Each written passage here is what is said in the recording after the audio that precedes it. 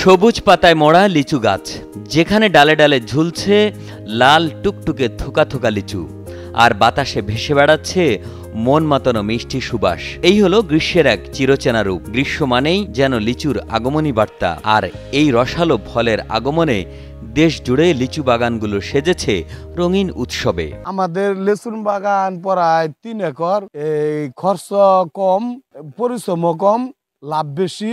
বছরে একাবাদ লেচুর মানও ভালো, 4 টাকা 5 টাকা করে এক লিচু বিক্রি। শেরপুর সদর উপজেলার বয়ডাপরানপুর গ্রামের কৃষক তারেক গড়ে তুলেছেন লিচু বাগান। 7 বছর আগে গড়ে তোলা তার লিচু বাগানটি এখন কেবল ফলেই পরিপূর্ণ হয়নি, বরং প্রতি বছর স্বল্প খরচে এনে দিচ্ছে দ্বিগুণ মুনাফা। বছরে একবার লিচু বাগান হয়, লিচু হয়, কিন্তু আসলে লাভ অনেক। খরচ কম, খরচ একবারই কম, সীমিত, কিন্তু পরিশ্রম কম, লাভ বেশি। প্রতি বছর আমরা শেরপুরে লিচুর ব্যবসায় করি।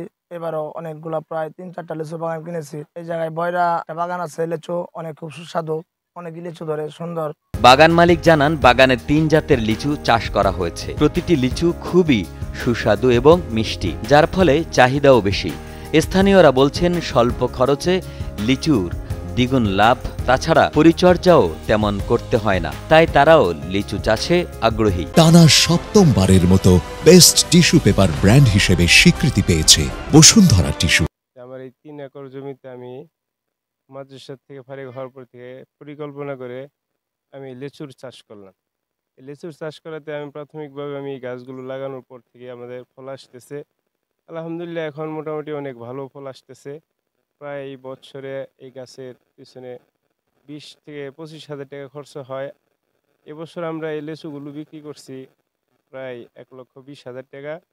মোটামুটি টাকাগুলো আমাদের লাভের ভিতরে আছে আলহামদুলিল্লাহ।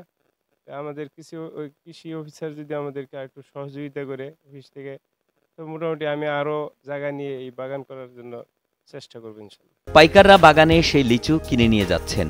প্রতিটি লিচু 2 থেকে 2.5 টাকা পাইকারি বিক্রি হলেও খুচরা বাজারে বিক্রি হচ্ছে 3 থেকে 4 টাকা। এখানকার লিচু স্থানীয় বাজার সহ জেলার বাহিরেও রপ্তানি করা হচ্ছে। বিভিন্ন জায়গা থেকে বাগানে আসা ক্রেতারা বলছেন, এসব লিচু দেখতে যেমন সুন্দর, খেতেও সুস্বাদু। খুব ভালো এবং কি বিষমুক্ত, তাই আসছিলাম ফ্যামিলির মেম্বারদের জন্য কিছু লিচু নেওয়ার জন্য।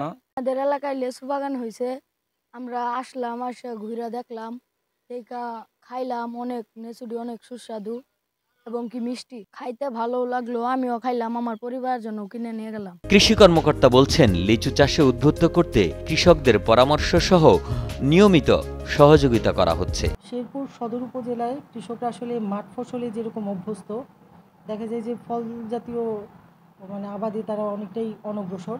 তারপরে আমাদের শেরপুর সদর উপজেলায় বিক্ষিপ্তভাবে আম, লিচু, অন্যান্য মৌসুমী ফসলের আবাদ হয়।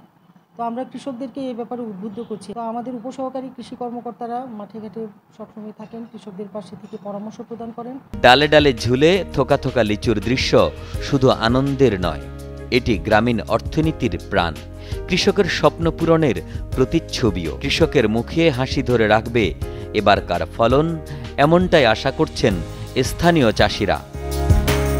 শেরপুর থেকে মেহেদি হাসান শামীমের পাঠানো তথ্যচিত্রে ডেস্ক রিপোর্ট।